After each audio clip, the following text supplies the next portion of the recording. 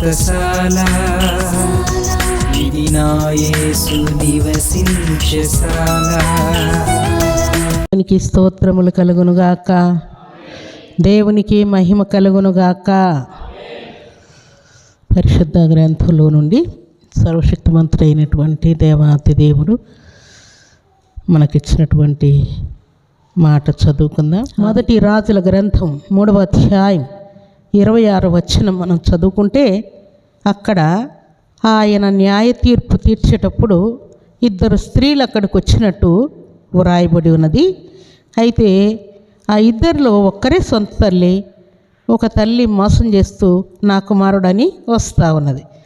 ఇప్పుడు జనులందరూ అనుకుంటూ ఉన్నారంట, రాజు దైవ జ్ఞానం కలిగి ఉన్నాడు కదా, ఎట్లా న్యాయం తీరుస్తాడో చూడాలా అనుకుంటూ ఉన్నారు. జరిగిన కార్యం ఏంటంటే, రాజు చాలా తెలివిగా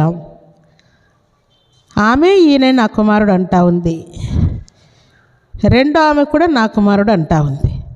అందుకని రాజు చాలా జ్ఞానయుక్తంగా, సరే 2 నా కుమారుడు అంటున్నారు కదా, టెన్షన్ ఎందుకు, చెరి సగం చేసేస్తాను, చెరి సగం తీసుకొని పోండి అన్నాడు. అదేమన్నా వస్తువా చెరి సగం చేస్తే తీసుకోవడానికి? తల్లి కానటువంటి తల్లి అంటా ఉందంట, కరెక్ట్ రాజా, ఎంత దైవజ్ఞానం ఇచ్చాడయ్యా నీకు, ఎవరికి గొడవ లేకుండా చెరిసగం ఇచ్చేది మంచిది, బెస్ట్ అయ్యా అంటా ఉందంట. తల్లి కాని తల్లి, సొంత తల్లి అంటా ఉందంట, రాజా నీ పాదాలకు నమస్కారాలు పెడతానయ్యా, ఆ బిడ్డ నాకు లేకపోయినా పర్వాలేదయ్యా, ఆమె దగ్గరే నా బిడ్డ క్షేమంగా ఉంటే అటు వెళ్ళినప్పుడు ఇటు వెళ్ళినప్పుడు చూసుకొని మురిసిపోతానయ్యా, దయతో చెరి సగం చేసి నా బిడ్డను చంపొద్దు అని అంటా ఉన్నది. అప్పుడు వెంటనే రాజు సొంత తల్లి ఎవరో గుర్తించి గ్రహించి సొంత బిడ్డను సొంత తల్లికి ఇచ్చేసి ఆమెను ఉరిశిక్షకు మరణానికి అప్పగిస్తాడు. కత్తితో పేగులు కట్ చేస్తూ ఉంటే ఎంత కడుపులో దుఃఖం ఉంటుందో అంత దుఃఖం వచ్చిందంటే తల్లికి.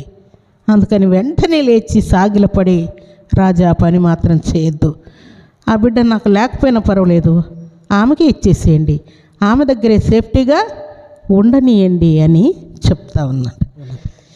దేవుని ప్రేమ కలిగిన వారు మాత్రము వారు నిత్యము పరిమళ వాసనగా ఉంటారంట. ఎక్కడున్నా సరే మేలైన వాటి గురించి మాట్లాడుతూ ఉంటారు. అందుకే ఇక్కడ అత్తరు పూసినటువంటి స్త్రీలో పరిమళ వాసన కొడతా ఉన్నది. యోసేపు ప్రేమ కూడా అక్కడ క్రీస్తు ప్రేమ వెల్లడి చేస్తూ ఉన్నది. అలాగే ఇక్కడ 2 తల్లుల యొక్క ప్రేమ యొక్క వ్యత్యాసాన్ని చూసినప్పుడు ఒక్క తల్లిలోని వారి ప్రేమ పరిమళ వాసన కొడుతున్నట్టుగా కనబడుతూ ఉన్నది.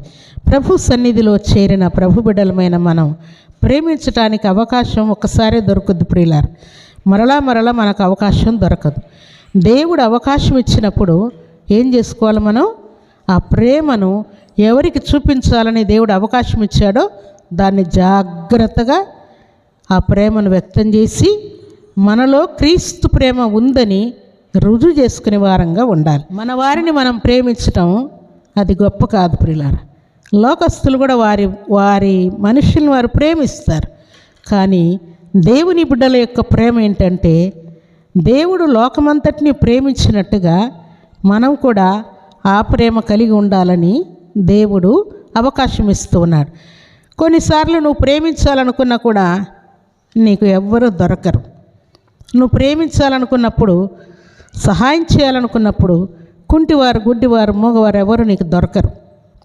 ఏదైనా నేను మంచి పని చేద్దామంటే అప్పుడు కూడా నీకు అవకాశం దొరకదు.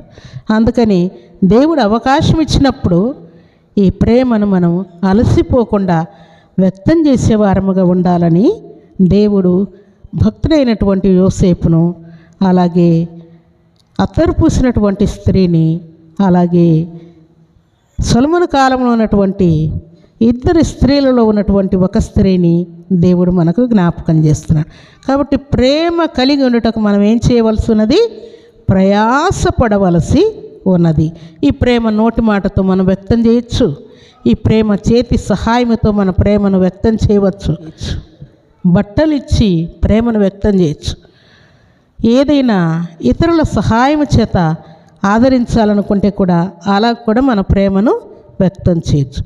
ఎట్టకేలకు మనము ప్రేమ కలిగి ఉన్నటకు ప్రయాసపడే వారముగా ఉండాలని దేవుడు జ్ఞాపకం చేస్తున్నాడు. హెబ్రీయులకు రాసిన పత్రిక 11వ అధ్యాయం 4వ వచనాన్ని చదువుకుందాం. విశ్వాసమును బట్టి హేబేలు కయ్యూను కంటే శ్రేష్టమైన బలి దేవునికి అర్పించను.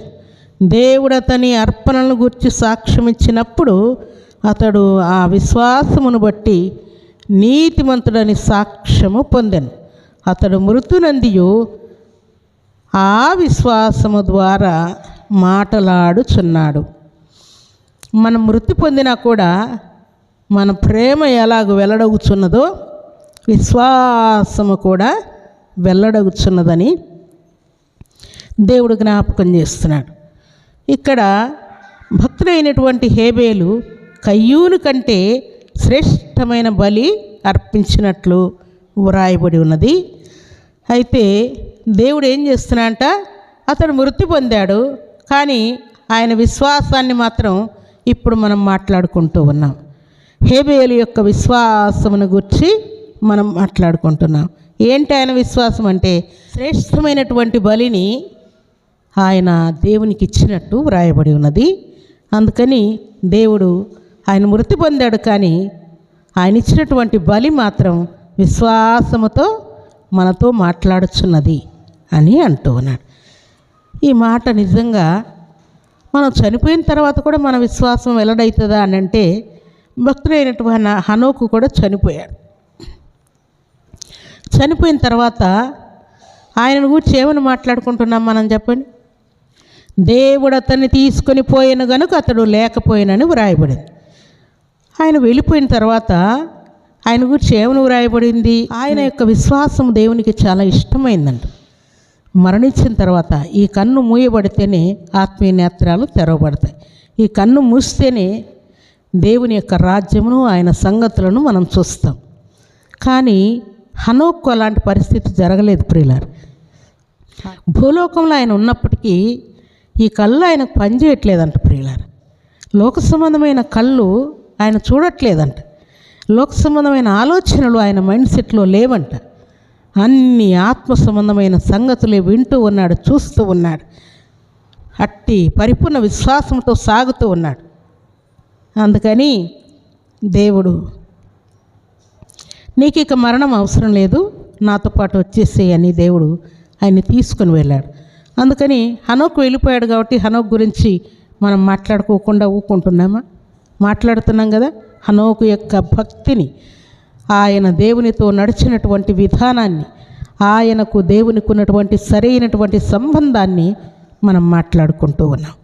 అలాగే హనోకే కాదు, లేక హేబేలే కాదు ప్రియులారా, మన జీవితాల్లో కూడా మనము దేవుని పట్ల ఎంత విశ్వాసం ఉంచామన్న దాన్ని బట్టి మనల్ని గురించి మాట్లాడుకునే విధానం ఉంటా ఉన్నది. అందుకని భక్తులు అర్పణ ఇవ్వడమే కాదు, భక్తుడైనటువంటి హనోకు సమయాన్నంతా దేవునికి ఇచ్చినట్లు వ్రాయబడి ఉన్నది. భక్తుడైనటువంటి అబ్రహాము విశ్వాసమును దేవుడు పరీక్ష చేశాడంట. పరీక్ష చేసినప్పుడు అబ్రహాము తన కుమారుడైనటువంటి ఇస్సాకును బలి ఇస్తాడా లేదా అని దేవుడు పరీక్ష చేశాడు. ఇస్సాకు పుట్టిన దగ్గర నుండి అబ్రహాం కొంచెం తేడాగా కనబడుతున్నట్టున్నాడు. నాకంటే కూడా ఇస్సాకు మీద ప్రేమ ఎక్కువైనట్టుగా అనిపిస్తూ ఉంది అనుకున్నాడు. అనుకొని ఈ పరీక్ష పెట్టాడు. నీ ఒక్కగానొక్క బిడ్డ అయినటువంటి ఇస్సాకును నాకు ఇచ్చేసేయను. అప్పుడు అబ్రహాం మారమాట మాట్లాడకుండా దేవుడు చెప్పినటువంటి పర్వతానికి వెళ్ళి ఇస్సాకును బలివ్వడానికి వెళ్ళి ఆయన పొందినటువంటి పేరేంటి చెప్పండి?